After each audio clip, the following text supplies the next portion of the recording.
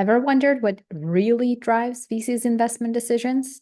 In this episode, I sit down with Avag Simonyan, the co-founder of Triple S Ventures and Seaside Startup Summit, to dive deep into the world of venture capital. Think about how founders' personality can make or break a deal, pitch secrets, and the latest trends shaping startup ecosystem. Avak shares insider tips that every early stage founder needs to know. If you're looking to master VC relationships, navigate the evolving ecosystem, this episode is a must watch.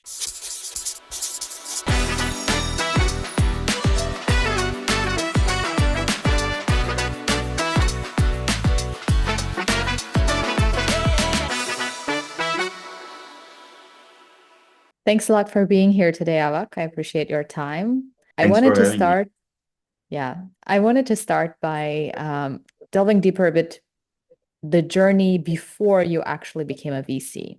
So a lot of people know you as the co-founder of Triple S Ventures and Seaside Startup Summit, but not many people know that you had an entrepreneurial endeavor as you were starting your career. So can you talk a little bit about that and how that endeavor has shaped your career trajectory afterwards? Yeah, sure. Actually, my entrepreneurial journey has started in 2008 when I was 18 years old. My friends and we started small store, and after that, we have co-founded several other businesses, small businesses. I was involved in different projects, and I also co-founded some of them. And the renting platform, it's a really interesting experience that we had back then, and I learned a lot. And I think every project in general that you are involved, it shapes you in a way. And this one, I got a lot of learnings from this one actually. It was co-founded by my friends and me. It was 2013, if I'm not mistaken. And the most important learnings that I got, it was that market is really important. Market size is really important, and when you are trying to build a product, you need to go deep and analyze your market and specifics of that market. There are some ideas that work in a market and some cannot work in small markets, because Armenia, it's a small market in general, and when you are trying to scale something in that small market, sometimes it doesn't work like it will work in bigger markets. It was my first learning that I got from it, that market size is really important, and you should do your homework to analyzing the market. Second learning that I got from that experience, it was about the persistence. You should be persistent in your vision, and if you have the vision, you should do everything towards to that vision, because distractions are a lot, especially nowadays.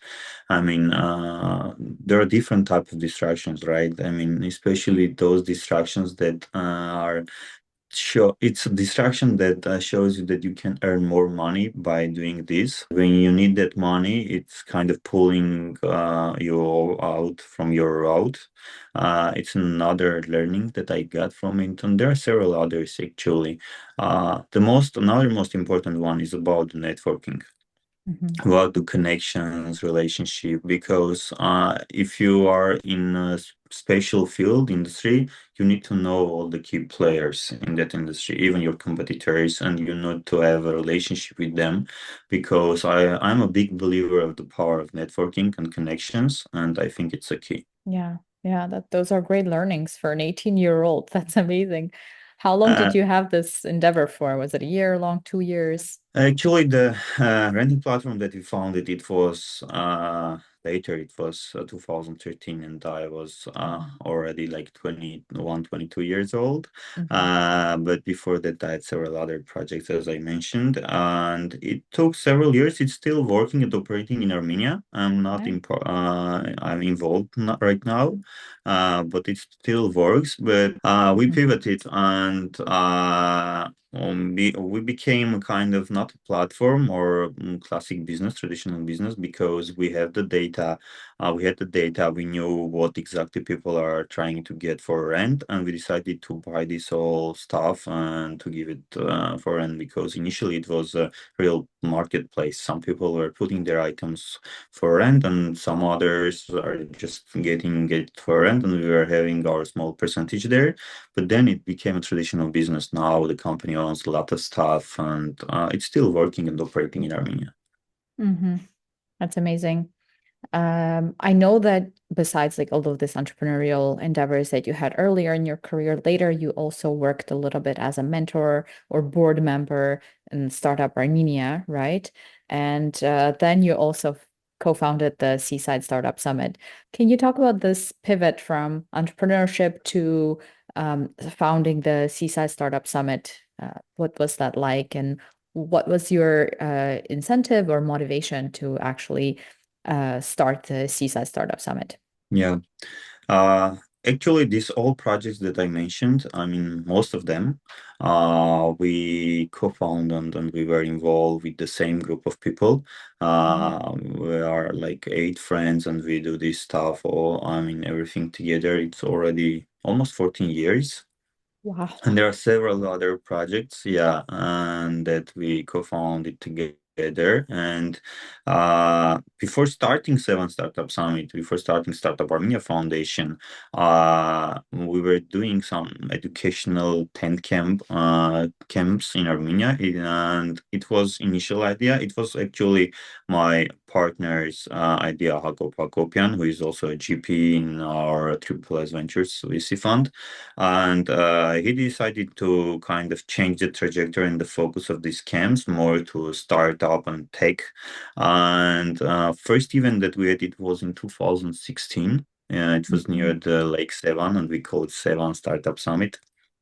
Then we have got an investment in 2018 as a startup ourselves. We got an investment and we scale it internationally.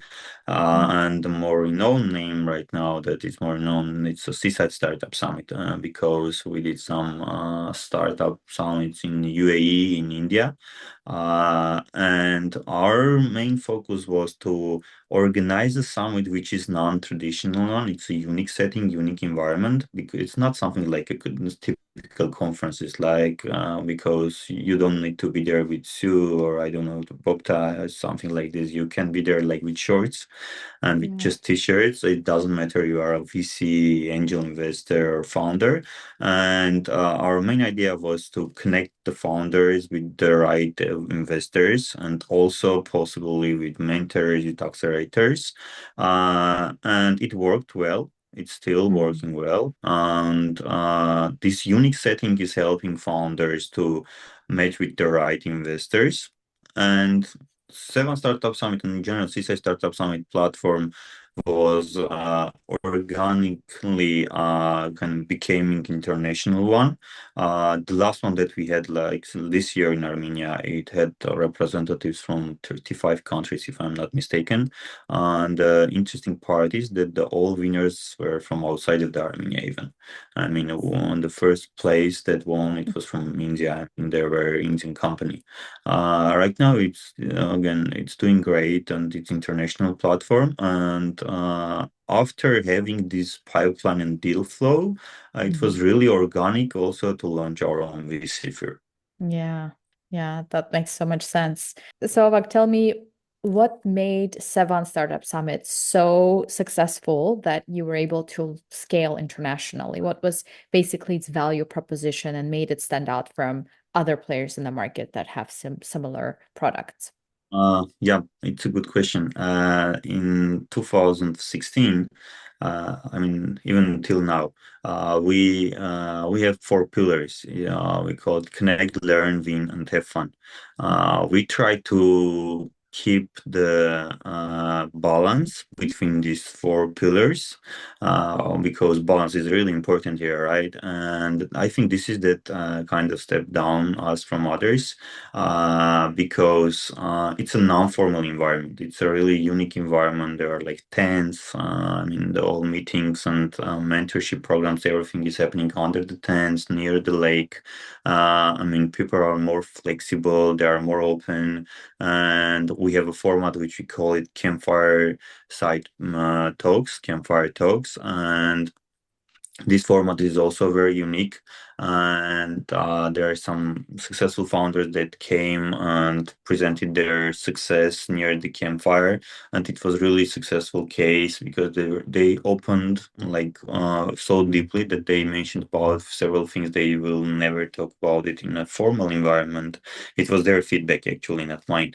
And I think the uniqueness of the environment and the balance between these four key pillars, this was the key to success because everyone enters there, they'll like it. I mean, they want to stay there. It's really important to get this kind of great feedbacks from the participants.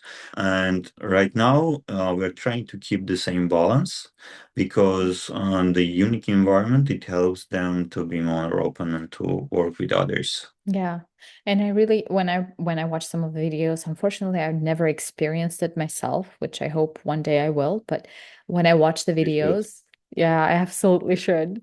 But honestly, when I watch the videos, it gives me a little bit of a Burning Man vibe, the whole thing. And also I feel like it really connects with entrepreneurs because we all as entrepreneurs, we go through this phase when there's basically you have to do everything yourself. And that's basically part of the camp, right? You have to cook your own food and you have to live in this environments where it's raining and it's cold. Sometimes it's Sevan or whatever. Yeah, Sometimes the it's seaside really might cold. be. So I really like that concept and idea that you're going through this process of basically understanding what entrepreneurship is about. It's connect, learn, and have fun is something that you have to learn how to do. And I really enjoy the fact that you Yeah. guys are doing that. And your example was very great regarding the Burning Man. Sometimes when I need to present this to locals in the US, they never heard about the summit or they weren't there. And I'm bringing that example that imagine a Burning Man, but it's for startups. It's only for startups. I mean, Burning Man for startups, because yeah, it's something like that. But it's more we have a lot of requirements there and some codes, even the laws, internal laws. I think it's really, I mean, something that everyone needs to try once. Yeah, yeah. Next year, I am going to do it for sure. Yeah. So tell me, you're now involved in both Seaside Startup Summit and also Triple S Ventures. But from what I can understand, you're a bit more involved in Triple S Ventures, correct? And what are Correct. your duties what is your involvement in Triple S Ventures right now? Yes, correct. As I mentioned, we have many co-founders, and it's a big team, and everyone is in charge for one arm. And I am in charge for Triple S Ventures. Here, I'm a co-founder and managing partner of the VC fund, and basically, I'm managing the fund with my partners. I'm more involved in the initial phases like the screening, pipeline deal flow, building the pipeline deal flow, and also building the brand and the collaboration with other VCs. I was also in charge for the fundraising processes Yeah. to raise the fund from the LPs, and basically I'm managing the fund right now. Yeah. That's super interesting. And I want to get back to the fact that something you very interesting you mentioned. So this is a 14-year-old friendship between you and this eight friends that you have, and you've been involved in many different projects throughout this time. Do you guys have any disagreements between one another? Because I imagine these are eight Always. different personalities and everyone has ideas, and I'm assuming all of you are A type of personalities, like you have strong probably Yep. opinions about things. So how do you resolve the conflict if there is any that arises um, within eight people? It must be hard. Yeah, there are always conflicts, right? And even when these eight people are Armenians, it's even Especially harder. when eight people Yeah, are Armenians. especially we try to keep the balance again, because not it's not easy for sure, but we know like each of us, we know the strengths and the weakness of each of us. We try to keep the balance here. And we, for example, if we know that this person is has the strength sides in this field, we let him to decide and move forward, or the other one in the other field. I think just keeping the balance everywhere, it's a key. And for sure, we had a lot of arguments, even for small details, like when we are organizing the summits. And as I mentioned, as the summit is not an easy thing to organize in general, there are several aspects there, several like challenges, questions. It's really hard to not have any arguments there, but I mean, it's fine. It's still we still operate and we still have different other initiatives that are coming. Yeah, yeah. So it's even though there are challenges, you don't end up like breaking the whole thing up and not doing it. So there's a way to resolve it, and I think that's important. Yep, Do you enjoy being a VC now because you've transitioned into this role more or less recently, right? Do you enjoy doing it? yep. Yeah, And it what are was two some of years ago. the, sorry, what are some of Yeah. the most interesting things for you? What excites you about being a VC? Yes. Actually, we started investing in founders like since 2017, 18. But we didn't have the VC structure. It was more friend and family structure back then. And the VC firm we launched just 2 years ago, basically 2022. To be honest, I enjoy the whole process, from fundraising to investing. And why I enjoy this, because I love learning something when in the process. There is a saying like learning by doing, and I use this approach in many different fields. And there's another saying when they say, just jump in the water, then you will learn how to swim. I'm a believer of this approach, and I do this in many different fields. And when we started this VC, we before starting it, we tested the team. We gathered like people from different backgrounds who are going to be a main team, core team for the VC fund, operational team, and we tested them during Seven Startup Summit in 2022. And after seeing that we are ready to launch a VC, we have the knowledge, we have the experience. I mean, we can do the screening part, and we are ready to analyze the startups. And we just decided to move forward. And the most important thing that I enjoy during this process is the ability to learn new things daily.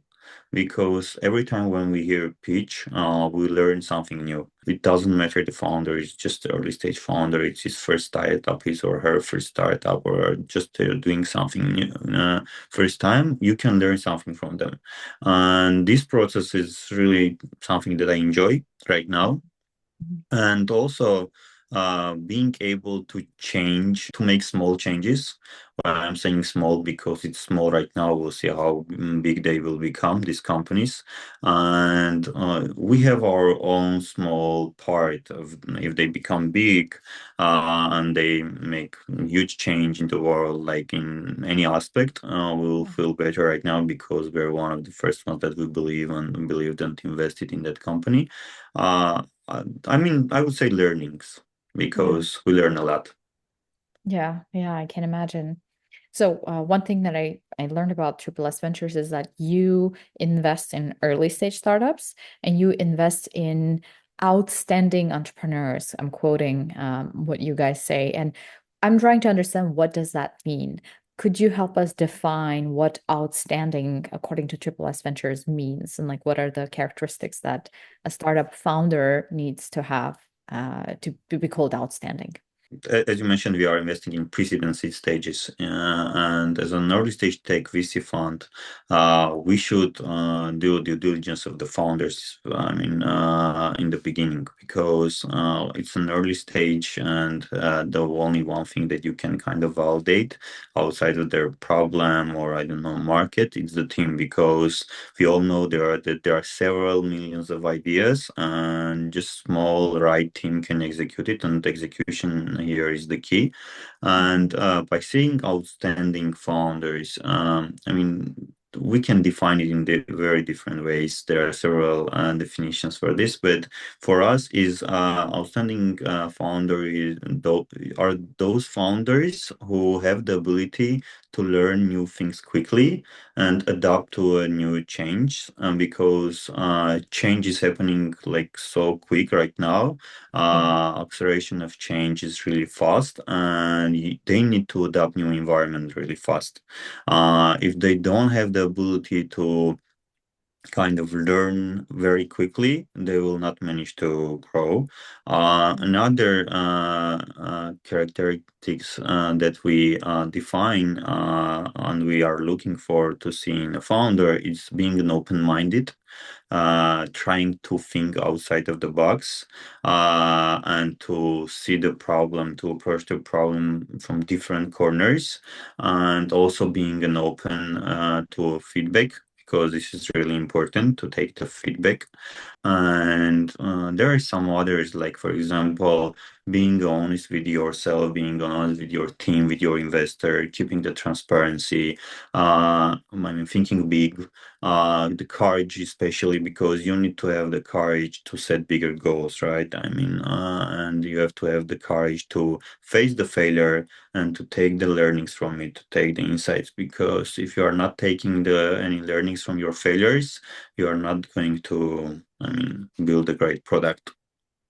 These are, Mhm. I mean, a few important key definitions. There are several others. Yeah. Yeah. No, this I think this makes a lot of sense. I have a quick question about the personality, apart from what you mentioned, the personality of the founder and the core team. So if let's say everything checks out, the idea and like the numbers, and you see that it has great potential, the startup itself, but then you feel that the CEO or the main founder um basically is an asshole or has a shitty personality. Would you consider still investing in the startup, or would you give up on it, and why? The short answer is yes. Well, it's gonna be a deal breaker for sure, because as I mentioned, investing in early stage founders, it's important. Early stage startups, it's important to do a kind of due diligence of the founder, especially when the founders are Armenians. It's really easy. You are just making few calls, and you can Mm, find out about their background, about their hmm. experience in this job or another one, and it's really important the personality types. And I mean, everyone wants to spend his or her time with those people that, I mean, you like, right? Yeah. And as a VC, again, we want to work with those founders with whom we can have a, I mean, great relationship. We can become friends even, because sometimes we say that I mean, when VCs invest in startups, it's like the marriage of VC and the startup, because you need to, I mean, work together supposedly, you need to work together next 8 to 10 years, Yeah. which means you need to trust each other, you need to be transparent with each other, and VC should be able to help these founders. And when the personality types are like, as you said, it's not matching with yours, and you see the huge problem, especially lack of ability to be transparent and to be a team player. Hmm. It's a for sure deal breaker. Hmm. It's interesting to find out what is the due diligence process on the founder. You mentioned like making a few phone calls, but are there any other techniques that you guys are using? If it's okay to talk about it, of course. Yes, there are some. I mean, we try to ask different questions. We try to keep the all answers, for example, from the first call to the other call, and to see what they answered in the beginning and what they answered like after a few months or after a few calls. We try to talk with other co-founders and to see, do they share the same vision, for Mm, example? Or do they have the same values together? mhm. This is really important because when you are investing in a team, you need to be sure that this team is a strong team Yeah, and they have like strong relationship with each other. Sometimes because majority of the startups are failed because of team members, because of yeah, co-founders, because they don't understand each other or something like this. There are several other techniques like to see, do they lie to us or not? For example, are they faking something or not? Yeah, because sometimes that startups, when especially those who are just starting, is their first one, they try to fake everything because yeah, there is that famous saying, fake it until make it. It can work sometimes. For sure it works. There are several successful yeah, cases when the company becomes successful and it tells the story. It's interesting to hear, but there are several others that tried. They yeah. tried faking it and they failed because the person, the VC, the investor person that who is sitting, in front of the founder, founders should know that they heard a lot of, different founders. They Yeah. met different founders. They already know how to kind of disassemble, right, their details of the startup and their team. By the way, coming back to the question that you said, why we decided to launch the VC and was what I am enjoying it. I Mhm. remember a story. When I was a kid, I got a watch as a present. I was 7 years old, maybe, and I decided to disassemble this watch in different parts or the elements, and I was keeping each element in separate box. And this skill, I developed this skill during the years, and I'm doing it till now in different fields. Right, when I try to talk with the founder or with the business, I try to break down all the aspects of the business, and Mhm. when you have the whole puzzle in front of you, and you can see like what are the missing puzzles, missing parts, you can already do your analysis, like should I invest here or not? And when we Mhm. speak with the founders, we try to break it down everything, again, kind of disassemble all the parts and to see, is there anything missing or not? For example, any skill or I don't know, maybe they don't have the right founder is on place right now, what is missing, what is not. And when you have everything in front of you, it's easier. And I try to use this skill in different fields and it work well. Nice. I think that's a skill that everyone needs to have, not just in just assessing startups, but just in life, of assessing projects that Yes. you're working on for your personal projects and whatnot. I love that. That's super interesting. Um, so basically, you do have this idea of what an outstanding looks like to a certain degree, but you're more flexible when it comes to it. You just look at the holistic picture and you see what are the missing parts, and if you can complement this missing parts, then you kind of invest. And if you feel like it's just not there, some of the things that they need to have, then you decide that that's not a good idea to continue with the investment. It's not possible to know everything in the beginning, right? There are early stage, and investing in early stage is not easy to make the decision. And when you're investing in early stage founders, you should, first of all, you should see the commitment. What sometimes is missing, sometimes they don't have the full commitment and they are not focused on the one project. And when you see the commitment, you see the passion, you see the gravity. The founders should have a gravity. To be honest, we were discussing this idea Mm. yesterday with one of the uh, key people, I would say, from Armenian ecosystem. He learned this word from Tim Draper, and he was sharing this with me. And I mean, the passion and the gravity is really important. We are trying to find the passion in founders. If they are not passionate about their idea, about the Yeah. solution, I mean, and you can easily, I mean, change their direction. It means they don't have the gravity. I mean, it means they are not so confident what they are doing, and they Yeah. don't have the vision. Again, they can pivot a lot for sure. I mean, it's not that if they have this idea and it doesn't work, they need to stick on it and that's it. They can pivot a lot, and pivoting is very normal. Iterating is very normal, but they need to stay focused on what they are doing, what they are building, and try to move towards that vision that they have and iterate a lot. I love this idea of gravity. Just to understand it a bit better. So, is it some form of belief in your idea, belief in your vision that the founder needs to have so that you understand that they don't just have the passion about it and they can just change the idea tomorrow, but they actually have a vision for the idea, which um they want to stick to that vision and they have this belief and confidence. Would you say that that's a correct definition?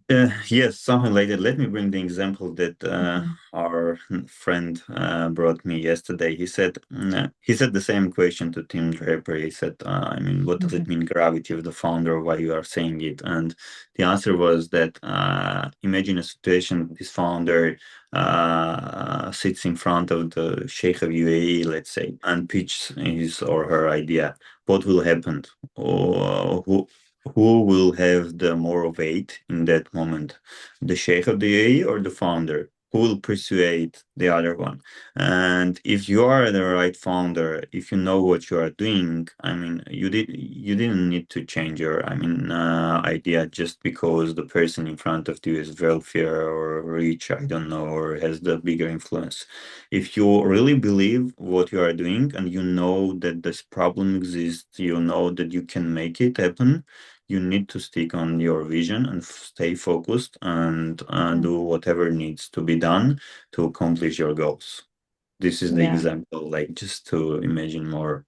I mean, I think that's very useful, but I can give an example of, Theranos and the Elizabeth Holmes. You might have heard about it. So mm, she created this startup and it was based on something she couldn't actually create, but she had weight, she had gravity, and I think she had passion. She basically fooled the entire ecosystem, VC ecosystem in San Francisco and across the US, and even involved some government officials into the whole scheme. So I think it's also important.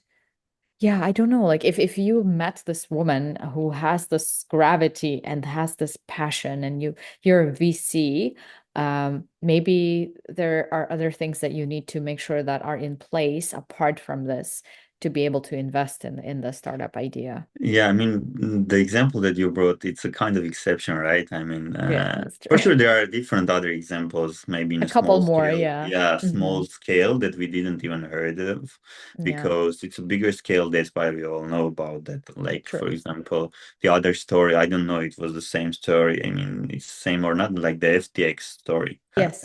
and the guy, that crypto guy. Yes, I mean, I just think that they use their skill set and their knowledge and their all, I mean, expertise in a wrong way. They could Yeah. do it in a better way, but again, it happens. You can't prevent it. That's why, I mean, sometimes it's really hard, especially in the early stage, to analyze the founder. Yeah. And for sure, I mean, there are several mistakes that we're gonna all have, and I think it's more depends on a personality type again. What they did, I think they just understood the system and they crack it. I mean, just Yeah. they cracked the system. They were able to break the system, and they could do it in a better way for sure, and it may become a successful case in the end. It may, who knows. Absolutely. But they couldn't, and there were several other cases in a small scale for sure, like Yeah. just small fundraising rounds that some founders were able to raise their initial funding and they failed because they were Mm. just faking something and it wasn't the real product or something like this. Yeah. I don't know, but it happens. Yeah, of course. And I think UVCs need to have this kind of bullshit meter or like Yeah, radar, bullshit radar that's gonna understand like is this for real or is this person bullshitting or so it's hard to be a VC now that I think about it actually. you're right, especially nowadays when ChatGPT and other LM models exist, and I mean, they Yeah. can create a problem and solution and a deck in few minutes and Yeah. easily to come and to pitch. And if they have that passion, enthusiasm, and everything to pretend that they know everything and they knew the problem, I mean, they Yeah. can do that. Why not? It's getting harder and harder for you guys. Just a question that I'm personally interested in. So when you have founders coming to you that are men versus women, do you see any like patterns? Have you been able to identify any patterns that make them different in a way that you would say, oh, this is interesting. Most of the women founders that come to us have this characteristic traits, and then most of the male founders have a certain other characteristics so that differentiate them. I'll give you a quick example so that you get a better idea. So, for instance, from what I could observe, women founders tend to have less self-belief.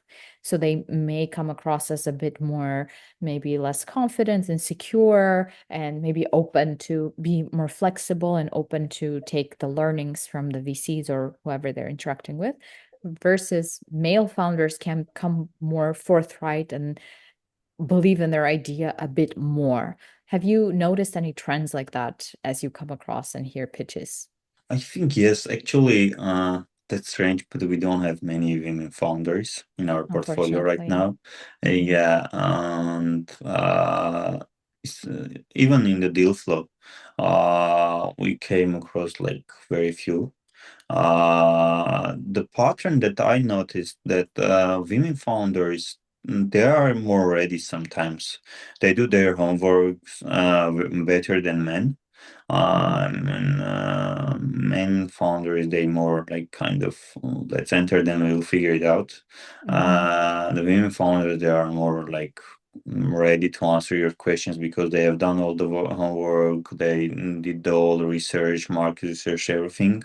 Hmm. We saw very incredible women founders that were like just nailing the pitch, and I mean, they knew their market, they knew that they had the story. Uh, but I don't know, there are different patterns. I can't recall exactly what's the difference, to be honest, because Yeah. I heard just I mean few pitch that Yeah. women were pitching. Usually, I mean, in the beginning, I was more involved in the initial screening. Right now, our team does the initial screening, and I mean, I speak with the founders, with the startups in more, I mean, later stage when it's already call with the partners.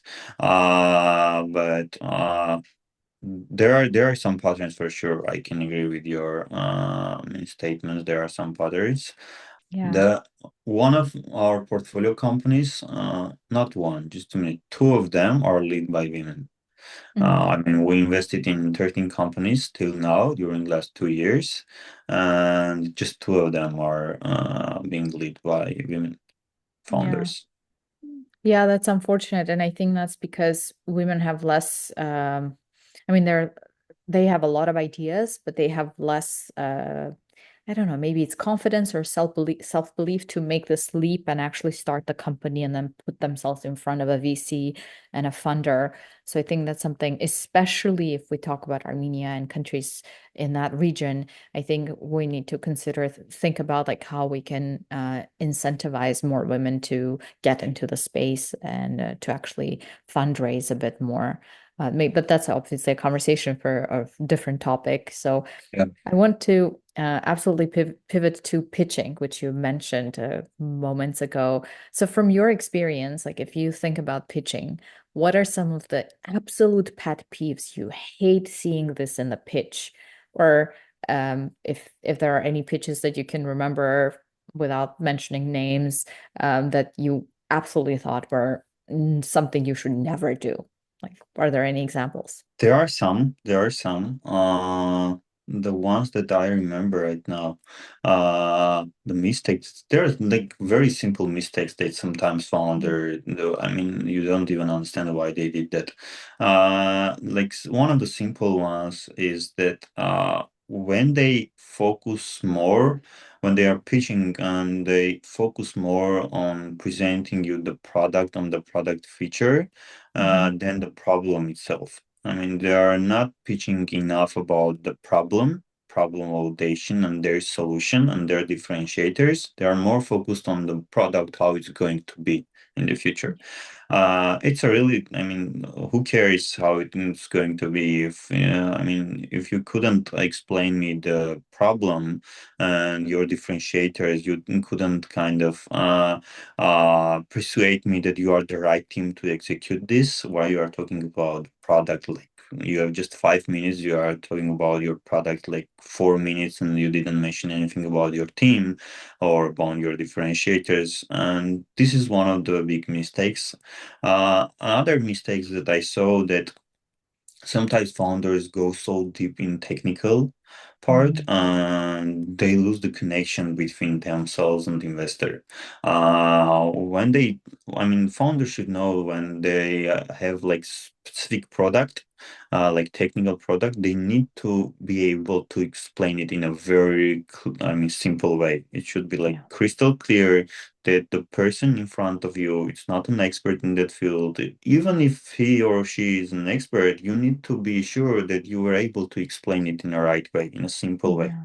Yeah. When you are trying to just show that you know your field, like you are an expert, like with just, I don't know, fancy words or some technical words, it doesn't really matters. I mean, you should be able to get the attention of the investor to key points, key differentiators, and to get that attention and to focus there.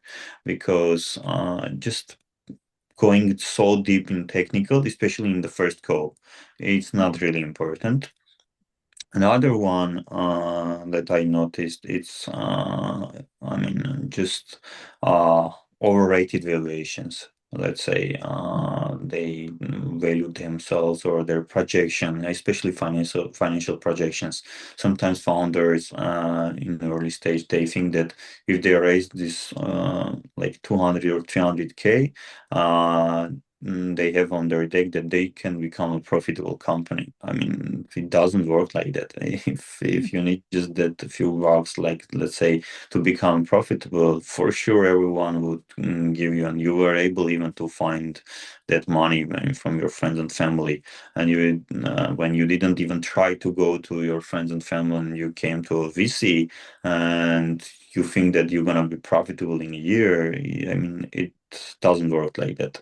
Mhm. This is another mistake, and very important mistake that sometimes I notice. It's not always, but sometimes um, when they pitch with few founders, and one of the founders wants to show off that like he's the smartest guy here.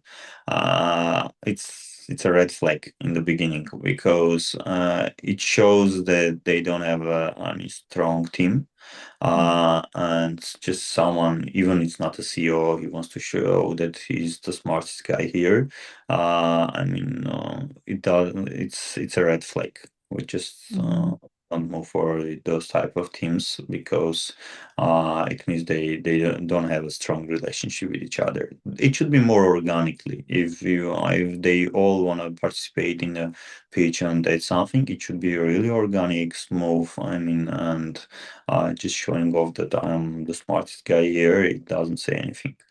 Mhm. Mhm. Yeah, that's amazing. I think these are important points to understand. And one of them in particular, you talked about inflating the valuation. It's so hard, though, if I'm thinking about some of the things that I've started and I've tried to pitch to, let's say, the funders. It's so hard to evaluate your company when there's nothing, basically, right? Especially very, very early stages.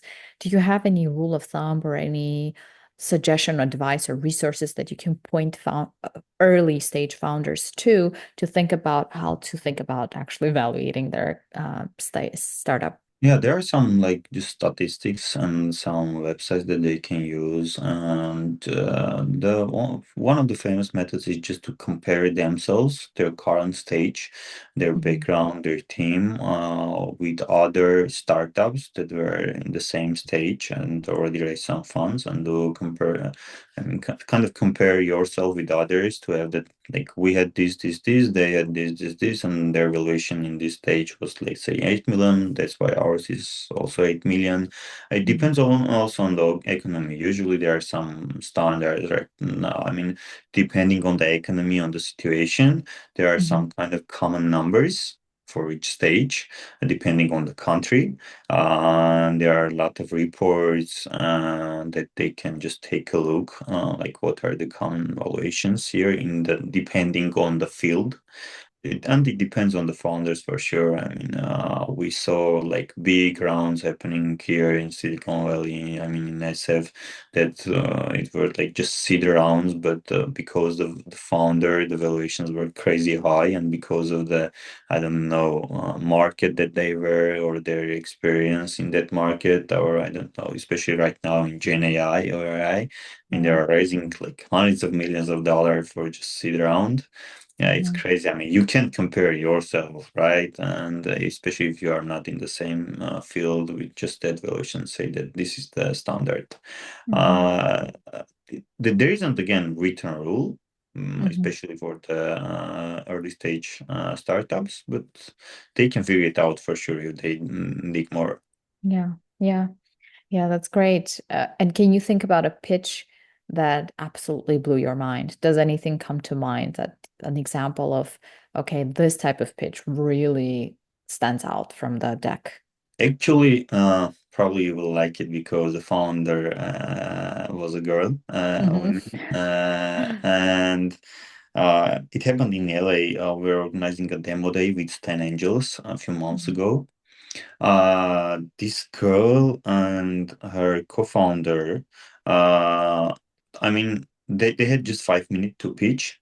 There were several angel investors and others of VC present, and they were able to touch all the important points of their product. They had like clear value proposition, clear problem validation, I mean problem statement. Everything was really clear. They were able to explain it like in a simple way, and they had a great story also. And Hmm. she was able to. She was a good storyteller actually, and storytelling is very important in this case. And when they entered to a Q&A session, that what I liked a lot. There were several questions from these angels, and some of them they were asking some technical questions.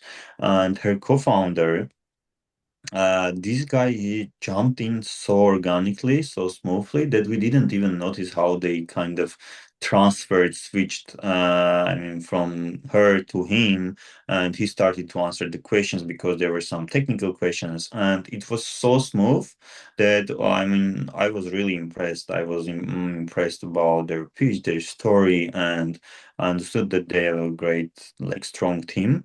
Uh, it was really interesting. I mean, I was impressed, although we didn't invest because it wasn't, I mean, it was in a field in the state, in the industry that we were not interested in that moment. But I was impressed with these founders. Hmm. Hmm. Yeah, so what I can gather from this is if when you're pitching, it's storytelling on one hand, that's super important because you can't just go there and show numbers and the people expect people to understand the whole story. And then two is so this interaction with the team, because you mentioned that he jumped in organically. So this means that they have really collaborated with one another so well that the pitch, during the pitch, they kind of organically presented it as one person versus when Yep. you have this team of four people on the stage and they're presenting and everyone is like jumping in without, Interrupting so each other, or I don't know, or mm, Hmm. kind of stuff. No, it was really organic, and for sure, storytelling is really important, and presenting everything like in clear statements, and kind of focusing your attention as an investor on the key points, on the key differentiators. It's really Hmm. important. Because I mean, you have just, let's say, 5 minutes, like 3 to 5 minutes, and you need to have the key. Key points, mention the key points and key differentiators. You need to have it ready already in your mind. And when you have that moment to show and to focus that attention of an investor on that point, you need to do it like, again, very smoothly Hmm. and in a clear statement. It helps a lot. It helps a Yeah. lot to investors to focus and to be attentive. Hmm. Because not always investors, especially during demo day, they are listening like from A to Z, right? I mean, during one day they can hear like 10 different founders, and they can sometimes just be tired. They don't want to listen, or in the beginning you couldn't catch their attention. They just nail it. They did everything in the right way. Yeah, that's amazing. And I think you're right. Like when it's similar to social media, there's so much out there. It's you need to really create your story and package it right way to grasp the people's attention, similar with VCs, because they Yeah. listen to so many startups on the same day. If it's, let's say, 10 startups, then you really need to have this point of differentiation. I wonder, have you ever invested in a startup just because you found the founder compelling? Like the story, the idea was shit, for example, like just to exaggerate this, but you found the founder so compelling that you were like, we need to invest in this woman or man. I will not say that I mean, basically we invested in a founder several times, and usually we do invest in founders, but we also try to see, to check their idea in general, like to validate their idea. Uh, we don't have a case when we invested on a founder, but we weren't agree with his or her idea at all. It was a really shit idea. No, we didn't have this kind of case, but we do have a case where we invested in founder that had just an idea, Mhm. and like I mean nothing else, just idea and team. No validation. Members, no validation, nothing. Like just they. Mhm. It was, to be honest. I mean, it was the last deal that we closed. We didn't even announce about that yet. It was 2 months ago, probably, maybe more. I mean, we just saw a strong team, Mhm. experience, passion, and we understood that the problem that they want to solve, it's really, I mean, strong pain point for Mhm. many other big enterprises, and it was just the beginning. They were just starting, and we invested like with a small check just to see, kind of to follow the progress, and it seems everything going well right now. They want to Mhm. raise another round in few months, but I think yes, we do invest in founders just because they have the right skill set on place and the right team. Yeah, nice. Uh, can you share us some tips on founder slash VC relationships? Because it's not just about getting the funding, right? There is the process of collaboration with the VC, and it can be challenging sometimes considering personalities again. Like, what are some tips that you could give founders, to help them navigate this dynamic between VC slash founder? Yeah, first of all, I would advise founders just to be in touch with your investor, like even monthly or quarterly, maybe just to organize some calls with them to share your highlights, lowlights. I mean, and of course, founders need to build a strong, long-term relationship with their investors, and it needs to be done. On trust and on transparency. They need Mhm. to focus on trust and transparency, because trust is really important, and transparency again is really important, because maybe you have like just small problem right now, you can solve it. And if you ask that question, if you approach to your VC investor, they can help you to solve it easily, but you are keeping it in a secret because you're afraid that if they know, I mean, it's a technical problem, I don't know, it can become problem for you, but it can become a bigger problem in the end, Mm-hmm. which may not be able to solve it. I mean, after a few years, after a few months, or I don't know, a few years. It's better to build this relationship in the beginning, to keep kind of informed your VC, your investor about your challenges, about your, I don't know, failures. Also, why not? Because founders should position themselves as learners, and this will help them to move forward. I mean, and build like transparent relationship with the VC, with the investor, and when they try to position themselves as they know everything, and they don't keep the just relationship going, and they just ask for another follow-on round or follow-on money, they may lose a lot of, I mean, investors and leads in that process. It's better just to be in touch, to spend time with your VCs. As I mentioned in the beginning, we ourselves, when we choose the founders, we think that, oh, we are investing on those founders with whom we can also become friends. I mean, Mm-hmm. and it's a long journey, and you need to trust each other. And it's important to keep investor warm, to keep investor updated. Mm-hmm. Mm-hmm. So, from what I gather, just to sum it up, it's A, keep them updated on regular basis, like keep in touch, and then B, transparency and trust, building the trust in the relationship. So if the problem pops up, you don't just keep it until like you're trying to resolve yourself, but you let the VC know. So what do you think? Like, why do some of the founders try to keep the information away from the VC? Do they think that they will pull the funding or not fund in the next round? What is their fear? Basically, when you already funded, when you already invested, there is no way to pull the funding usually. Probably, I don't know. They think that the next round they will not join, or Mhm. they will probably, I mean, go deeper to understand what are the problems and with their advice, or I don't know.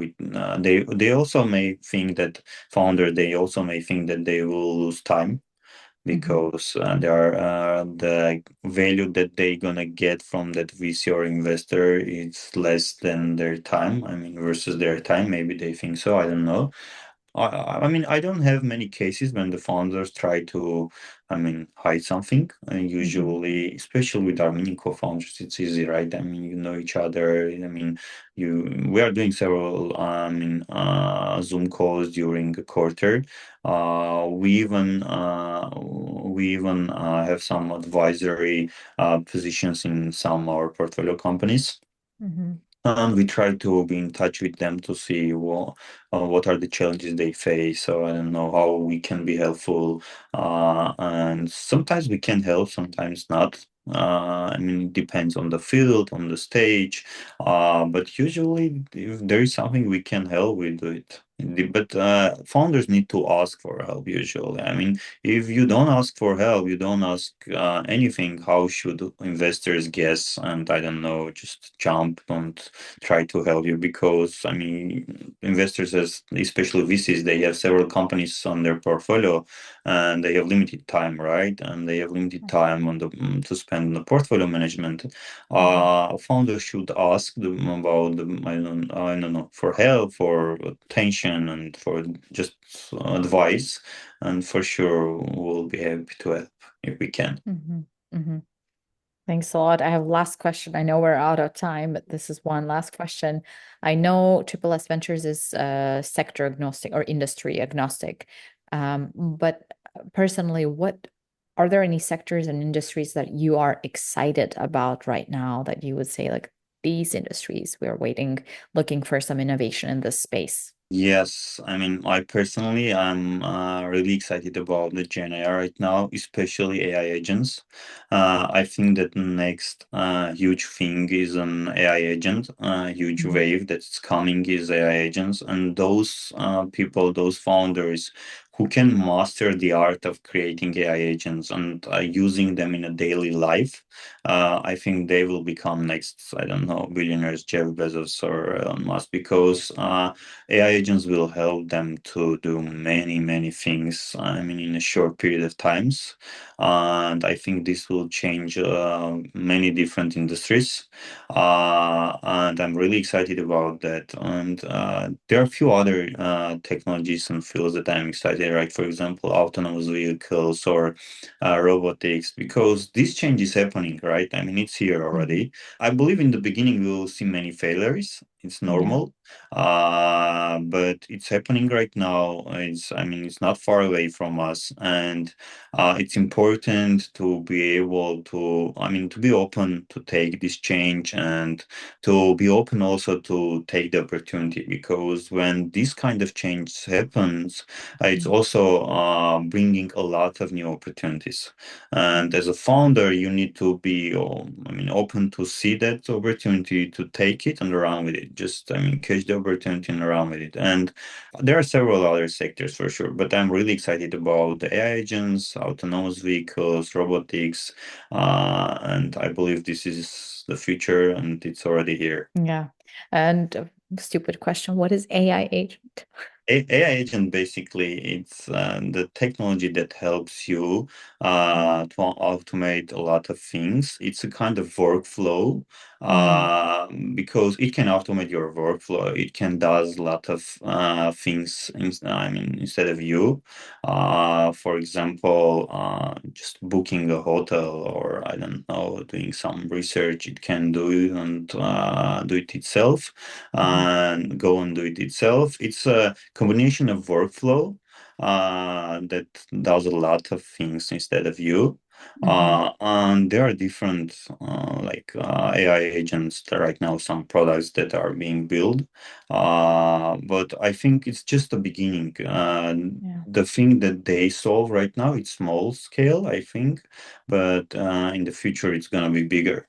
It's gonna be a bigger scale. Like you can just do your research in a few minutes, just asking your AI agent to prepare it or to prepare your pitch, and it will Mhm. do it. Or I don't know, just to book your travel vacation, it will do it yourself because it already knows what you like, where you like to stay, what are the types of hotels, what type of food you like to eat, and you are going to give this data to him to eat Mhm.